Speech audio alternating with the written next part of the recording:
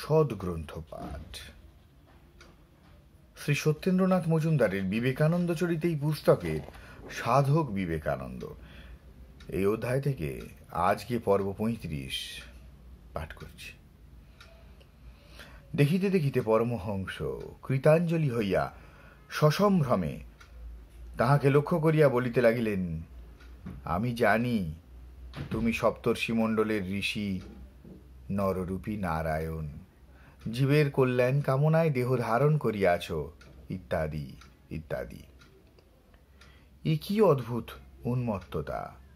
আমি বিশ্বনাথ দত্তের পুত্র নরেন্দ্র, এসব কি কথা?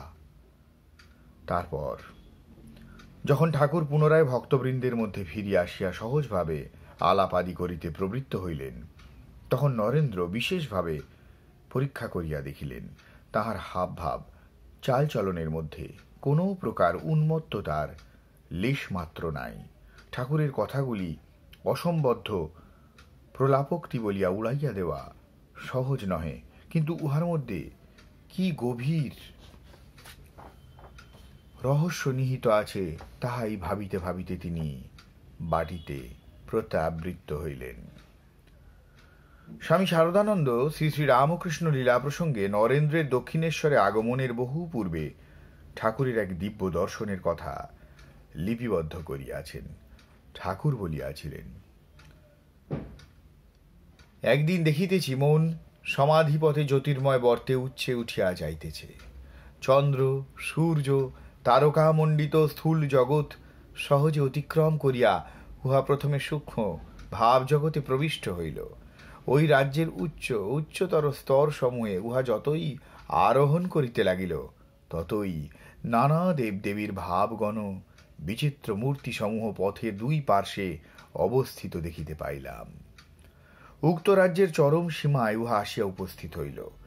সেখানে দেখিলাম এক জ্যোতির্ময় ব্যবধান বেড়া প্রসারিত থাকিয়া খণ্ড ও অখণ্ডের রাজ্যকে পৃথক করিয়া রাখিয়াছে। উক্ত ব্যবধান উল্লঙ্ঘন করিয়া মন ক্রমে অখণ্ডের রাজ্যে প্রবেশ করিল। দেখিলাম সেখানে মূর্তি বিশিষ্ট কেহ বা কিছুই আর নাই। দিব্য দেহধারী দেবদেবী সকল পর্যন্ত যেন এখানে প্রবেশ করিতে শঙ্কিত হইয়া বহুদূর নিম্নে নিজ নিজ অধিকার বিস্তৃত করিয়া রহিয়াছেন।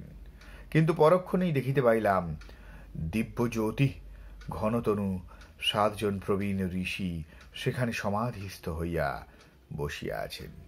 বুঝিলাম জ্ঞান ও পুণ্যে, ত্যাগ ও প্রেমে ইহারা মানব তো দূরের কথা, দেবদেবী দিগকে পর্যন্ত অতিক্রম করিয়াছেন। বিস্মিত হইয়া ইহাদিগের মহত্বের বিষয় চিন্তা করিতেছি, এমন সময় দেখি সম্মুখে অবস্থিত অখণ্ডের ঘরের ভেদ মাত্র বিরহিত।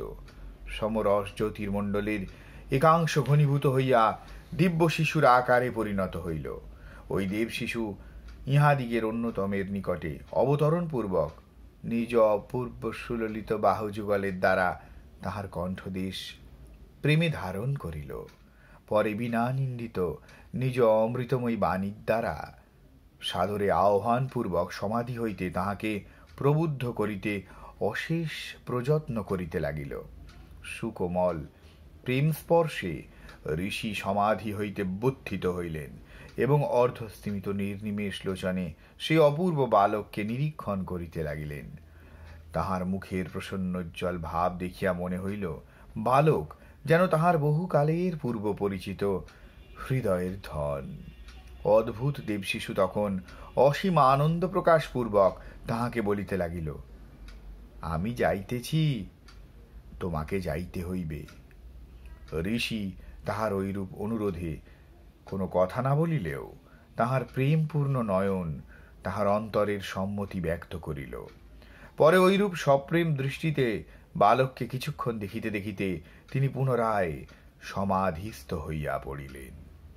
তখন বিস্মিত হইয়া দেখি তাহারই শরীর মনের একাংশ উজ্জ্বল জ্যোতির আকারে পরিণত হইয়া বিলোম মার্গে ধরাধামে অবতরণ করিতেছে। নরেন্দ্রকে দেখিবা মাত্র বুঝিয়াছিলাম এই সেই ব্যক্তি।